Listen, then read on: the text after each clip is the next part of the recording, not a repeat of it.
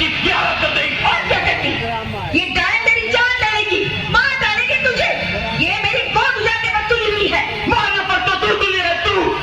तूने कभी यशोदा की तरह इसे चाह नहीं, काका की तरह सिर्फ नफरत की है, नफरत। अरे माँ, जंगली जानवर बच्चों को मुंह से उठा कर भी अपने बहादुर पर लगने नहीं देता। हाँ, नहीं लगने देते, लेकिन सिर्फ अपने बच्चे को, पराये को नहीं। अपने और पराये का भेद जानवर भी रखते हैं, समझा? इसीलिए तो जमाना सौतेली माँ से डरता है। मैं याद रख, आज की बात अगर तुमने मेरी बहन पे हाथ उठाया तो मैं माँ और बेटे के रिश्ते की सारी सीमाएं तोड़ दूंगा। आने दे तेरे पिताजी को, फिर तुझसे बात करूंगी। सूरज, बर्बाद कर दूंगा। सूरज, ये तो क्या बोल रहा है? बोलूंगा दीदी, बोलूंगा। सूरज, शर्म नहीं आती तुझे? जिस माँ ने तुझे पैदा किया, पाला पोसा, उस माँ से ऐसी बातें? अरे नालायक, माँ क्या होती है ये तू उनसे पूछ जिनकी कोई माँ नहीं है। दीदी, उन्हें हक है हमें मारने का, हमें सजा देने का, लेकिन हमें उनका अपमान करने का कोई हक नहीं है। वो हमारी माँ है, माँ। सॉरी दीदी, मुझसे तुम्हारी तकलीफ देखी जाती।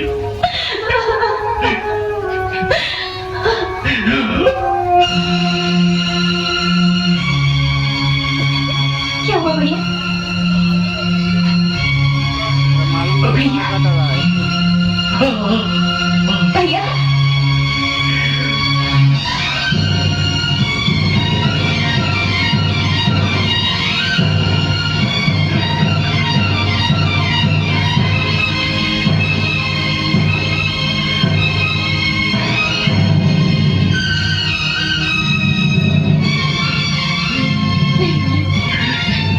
ये नहीं हो सकता, ये नहीं हो सकता भैया। ये क्या हो गया भैया?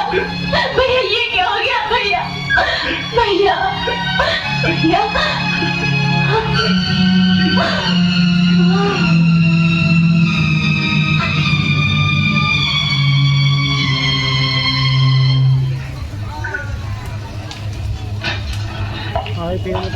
किसे फोन कर रही हो? मैं तुम्ही को फोन लगा रही थी। क्यों, क्या बात है? मैं पूछती हूँ कि तुम चाहते क्या हो? कि मेरा बेटा मर जाए? क्या मतलब? तुमने तो उसकी शक्ल ना देखने की कसम खा रखी है। और वो मेरे बेटे की जान के पीछे पड़ी हुई है। देखो, मैं कह देती हूँ, या तो तुम उसकी शादी करके उसे घर से निकालो, वरना मैं ये घर छोड़ दूंगी। मैंने राम जी को घर भेज दिया है, उसका जवाब आता ही होगा। आओ बेटे, आओ। देखिए, राम जी का बेटा अमर आया है। अरे हाँ, शीतल, आओ, बैठो बेटा। राम जी नहीं आए। तो क्या हुआ? जमाना बदल गया है। अगर शादी ब्याह के फैसले घर के बड़े बूढ़ों की बजाय लड़का लड़की कर लेते हैं तो उसमें हर्ज क्या है ना बेटा? जी, अरे तो चाय वगैरह का इंतजाम करो। हाँ, क्यों नहीं। अरे सूरज बेटे, लक्ष्मी से कहना कि जरा चाय ले आए। अमर बैठो तो बैठो, मैं अभी आता हूँ। बैठो बैठो बेटा। बेटा जी, हमारी लक्ष्मी बेटी बहुत भली भाली है और घर के काम काज में तो उसका जवाब ही नहीं। अरे ये लो आ गई। आओ लक्ष्मी बेटी। नमस्ते जी। अमर जी, ये मेरा बेटा सूरज। हेलो हेलो, बैठो दीदी। बैठो अमर बेटा। जी सूरज बेटा, देखना तुम इसका फोन है। जी, एक्सक्यूज मी। बेटी लक्ष्मी, चाय बना दो। तुम दोनों आपस में बातें करो। तुम बच्चों में मेरा क्या काम? मैं चलती हूँ। हाँ?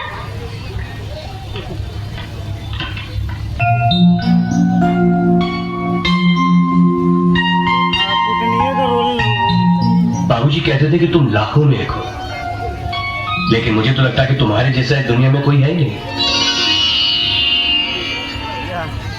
Thank you.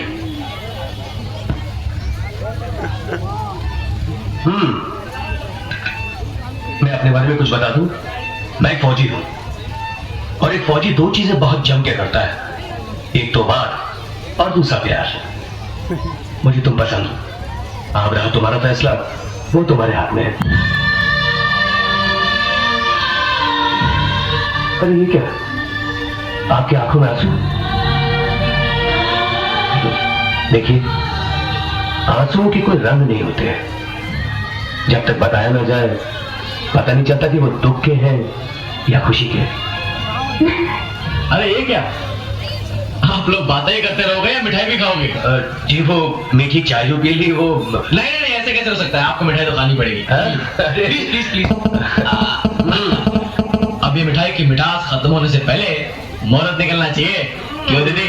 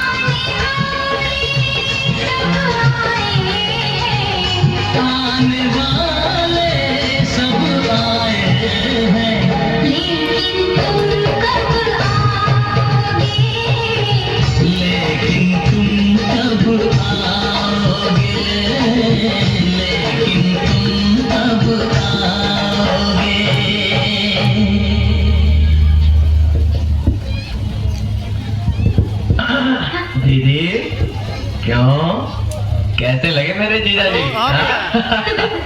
आ गया है बाबूजी। ख्याल से बात अमन जी, बेटा आ गया तो। हाँ जी। और आपके आशीर्वाद से बात पक्की भी हो गई। अमन बेटा जी, आज तूने मेरी सारी इच्छाएं पूरी कर दी। जिस लड़की से तेरे योग मिले हैं ना, वो लाखों में एक है। मुझे लाखों में एक नहीं, लाखों का दहेज लाने वाली बहू चाहिए। जिस लड़की ने क्या है, ना दहेज की भी बात की। क्या बात करती हो माँ? बहू तो खुद अपने आप में एक दहेज है, और फिर जो अपनी बेटी हमें सौंप रहा है उसके बाद हमें देने को बाकी क्या रहा? तो क्या तू बिना दहेज के क्या करेगा? होने दो क्या? अमन, माँ, दहेज मांगना भीख मांगने के बराबर होता है। और भीख की रोटी से आदमी जिंदा तो रहता है, लेकिन उसका जमीर मर जाता है। मेरे हाथों में अभी भी इतनी ताकत है कि मैं खुद कमाकर आप लोगों की सेवा कर सकूं।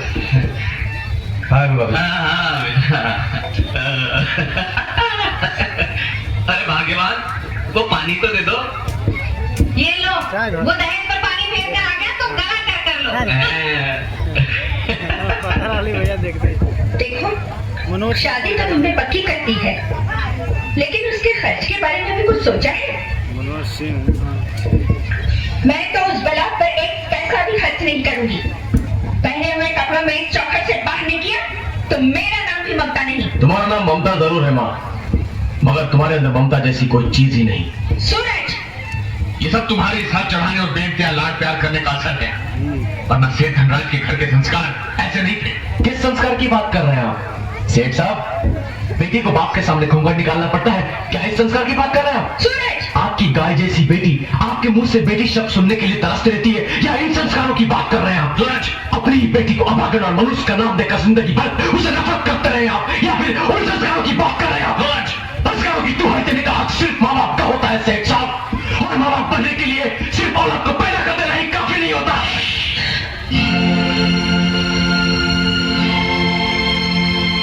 जाते कहा है सेठ साहब, रुकिए। सिर्फ थप्पड़ मार देने से आपकी जिम्मेदारियां खत्म नहीं हो जाती। मैं अपनी बहन की शादी के लिए आपसे चेक साइन कराने लाया हूं।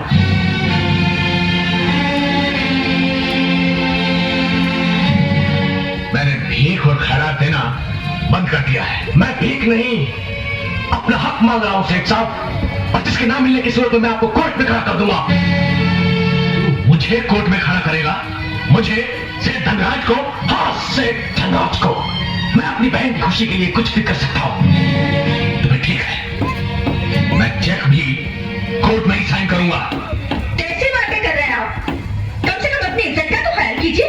लोग क्या कहेंगे कि बेटे ने बाप पर मुकदमा कर दिया, और फिर एक जैकी की तो बात है, साइन कर लीजिए। कम से कम इस बहाने उस मनुष्य से हमारा पीछा तो छूटेगा।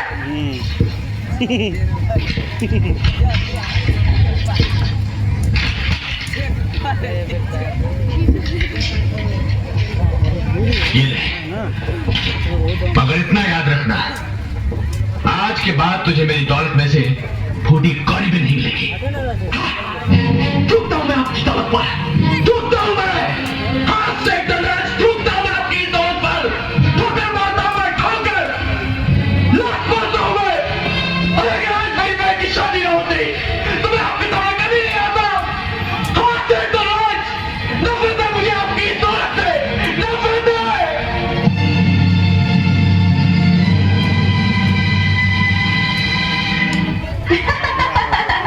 फौजी मिला है 12 बोर की बंदूक वाला, सारी रात शिकार करेगा इस सोने की खिलनी का। तुझे कैसे पता? तुम्हारी तो शादी हुई ही नहीं। मुझे एक फौजी की बीवी ने बताया था।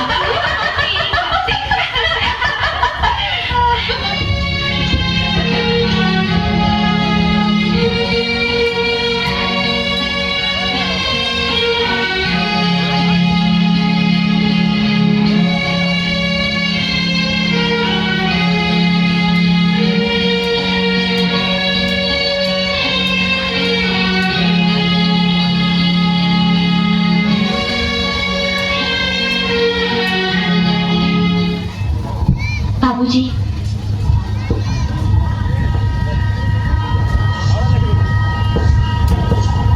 बाबूजी, माफी चाहती हूँ जो बिना आपकी मर्जी आपके सामने आई हूँ, मगर विदाई के क्षण ने आपकी अभागन बेटी के पैरों में इतनी ताकत भर दी कि मैं अपने आप को आपके पास आने से रोक न सकी। मेरे पैदा होते ही आपने मेरा मुंह न देखने का जो प्रण लिया था वो प्रण न टूटे, इसलिए मैं कभी आपके सामने नहीं आई। आज मैं आपका घर आंगन छोड़कर जा रही हूँ, आपका आशीर्वाद लेने आई हूँ।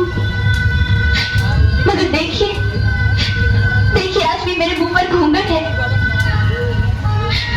लेकिन ये कर्मों का कैसा लेख है बाबूजी कि एक बेटी अपने बाप के सामने घूंघट की ओट में खड़ी है। मुझे आपसे कुछ नहीं चाहिए बाबूजी, बस सिर्फ एक बात, मुझे बेटी कहकर मेरे सर पर हाथ रखकर मुझे आशीर्वाद दे दीजिए। सिर्फ एक बार बाबूजी, सिर्फ एक बार। फिर अगर आपके जीते जी मैं मर भी जाऊं तो मेरी लाश पर मरके की चुनरी आपकी इच्छा हो तो उड़ाना।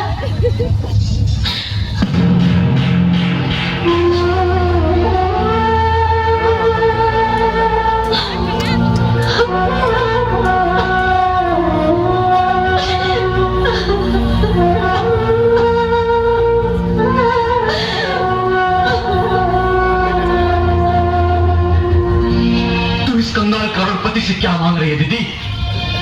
अरे इनकी बिलों में तेरे लिबास के लिए चुनने नहीं, बेटी का बाप के सामने मुंह छुपाने के लिए पर्दे बनते हैं। चलो चलो उठो दीदी, रो मत। अरे सेठ, बेटी की पिटाई की वक्त तो पत्थर भी दिल बन जाते हैं, मगर आपका तो दिल ही पत्थर बन चुका है। लोग तो औरों की बेटी का कन्यादान करके पुण्य कमाते हैं, पर आपके भाग्य में तो अपनी खुद की बेटी का कन्यादान नसीब नहीं। चलो दीदी, आज तक मैंने तुम्हारे भाई होने का फर्ज निभाया है, पर अब बाप होने का फर्ज भी मैं निभाऊंगा। हाँ दीदी, मैं ही तुम्हें विदा करूंगा। चलो।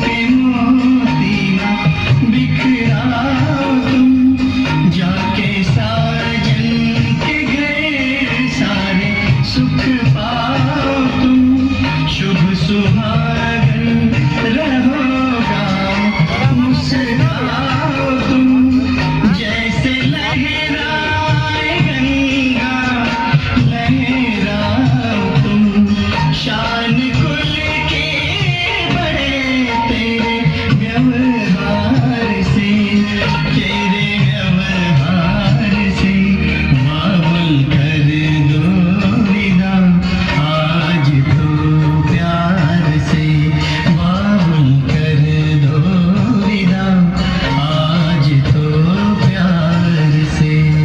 जा रही दूर मैं तेरे संसार से, तेरे संसार से, बाबुल कर दो विदा आज तो प्यार से, बाबुल कर दो विदा आज तो प्यार से, बाबुल कर दो विदा।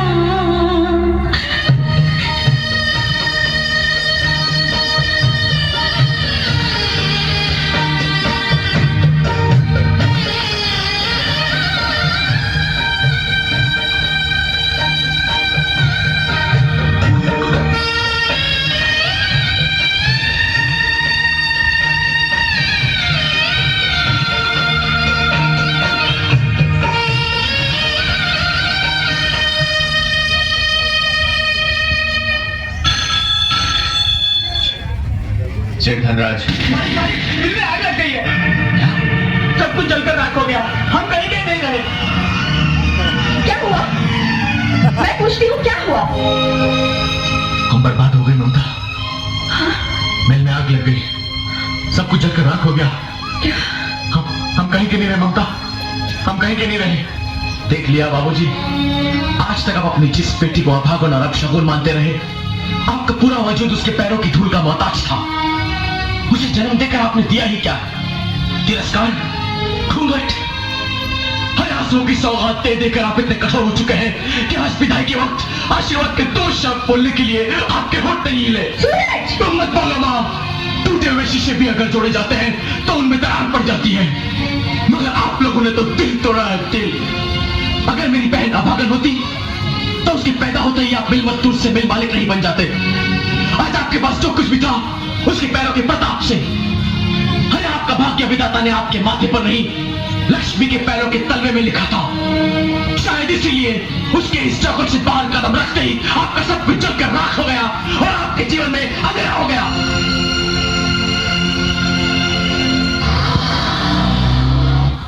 धन्यवाद।